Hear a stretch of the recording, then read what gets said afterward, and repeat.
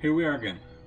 So, as the title says in the video, the Corolla is not at its best state at this moment. And the crazy thing is, you guys probably would have never guessed what happened. Because having a turbo Corolla, you would expect something like the engine blowing up or anything like that. So, but that's not what happened. But let's start a little bit farther back. At the beginning of last week, I was driving home, and as soon as I got home, I noticed my bumper was like half falling off. And I was like, okay, I mean, whatever, I'll just take it off. And I took it off, and it was that. I mean, I noticed the bumper was all messed up, and from it burning and getting hot, I think that's what ended up ruining it and making it crack and fall off even more. But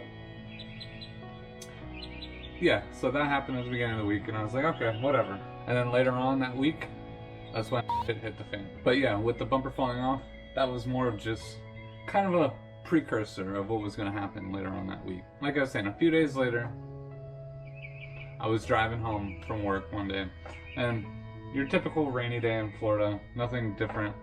And I was just driving home casually, like I normally would. And that's when it all happened. As I was driving home, I saw a flash of light, and my ears started ringing, and I was like, what the heck just happened? And finally, after a few seconds, I realized that I had been struck by lightning, which is crazy to say, but that's exactly what happened.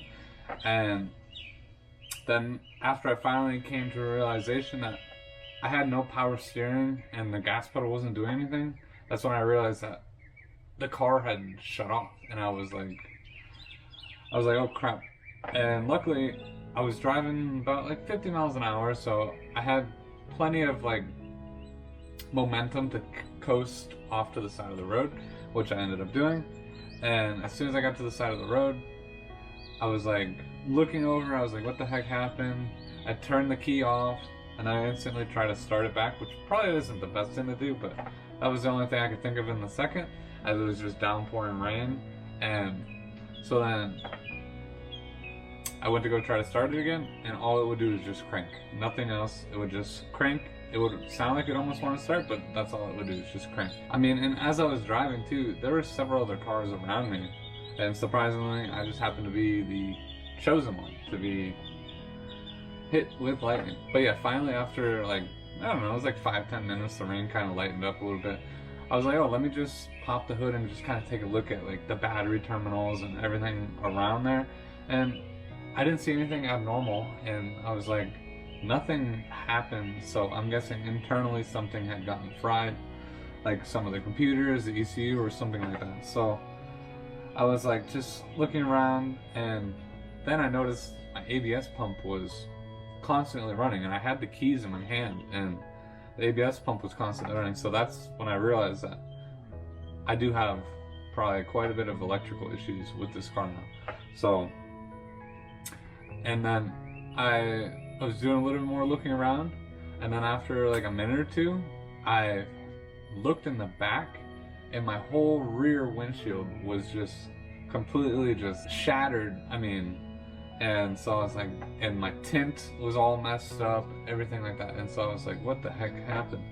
And so I looked more at it, because I was inside the car, so I got out of the car and kind of looked at it, and it was just shattered, and pieces of glass were missing and everything like that. And so I assumed that the electricity somehow went through the rear defroster and then exited its way out of like somewhere around like the rear spoiler area, which has like a very small like indent, and all the paint is missing in this one spot. And so I'm assuming that's like kind of where the electricity like exited through the car. So, but yeah, that was when I realized that I probably have a way bigger problem than just like a bad battery or something like that. So I finally decided to call the tow truck, and after waiting about 30 minutes, finally got there, got the car on the tow truck, and finally it's been sitting in my front yard for about a week now. So I have done a little bit of investigating. I've kind of went through some of the fuses and found one blown headlight fuse, so I replaced that. Obviously not even knowing that that would most likely not fix the problem, so I was like, let me just change it though anyways. Obviously when I did, nothing happened, so I know something else is way worse than it is. So at this point, I don't know if it's worth trying to fix it or having insurance take it over and buy it out from me. I don't know, because I doubt the car is worth much to an insurance company, because it's just a 2009 base Corolla. It's not taking effect how much time and money that I've put into all the other aftermarket support mods that I've done to it, including the turbo kit. So, and that's another thing that I'm hoping that didn't get messed up, was the AEM FIC for the piggyback harness that I have on the ECU to be able to run the turbo and have it tuned. But yeah, so at this point I don't know if I want to try to fix it myself or let insurance take it over and maybe I could try to buy it back from them. I don't know. I mean, that is one of the biggest things that I'm not sure what I want to do with it yet, because I have so much work and time into it, and I do want it to get it to be running again. But whether or not I just take that turbo kit and slap it onto another Corolla or slap it onto another car with the same 1.8 liter engine in it, or another thing that I had thought about was just try to fix this car up, and while I'm trying to fix it up, I buy another car in the meantime, which I know I have too many cars already, but I have the Matrix, but it's just, it drives and it runs, but it just has so many other little issues with it that I just want to get it fixed before I like daily drive it, and I just haven't had the time to do it. So whether or not I'm thinking about just getting another car, like cars that I've been kind of thinking about, and you guys let me know too if you guys are interested in it or not, is a Scion TC, whether or not it's the first gen or the second gen. I personally like the second gen more, but I know the first gen has a lot more aftermarket support for it. But I've also been looking at like a Lexus IS 250, the last years that they ever made a manual transmission in, which were like the 2005 to 2008 or something like that, or 2006 to 2008. I would love to find one of those, but those are very hard to come by. And then another one, a Corolla IM, or the Scion IM, whatever you guys want to call it. But those are some cars that I've been kind of looking at, and maybe I can get it, because I'm not looking to spend a lot of money on another car, but I'm willing to spend a decent amount to get a nice daily driver for that. So, but let me know down below if you guys have any other car recommendations for me.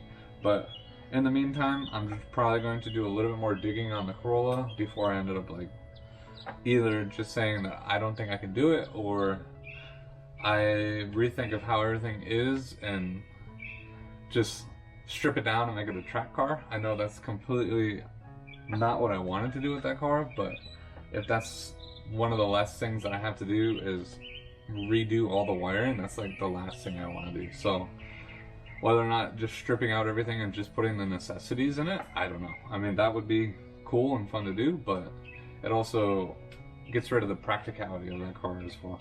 But yeah, let me know down below what you guys are thinking, and what you guys, if you guys have any clues on what to look for, like when I'm trying to fix this car. I have ordered another ECU. It's just a used one off of eBay.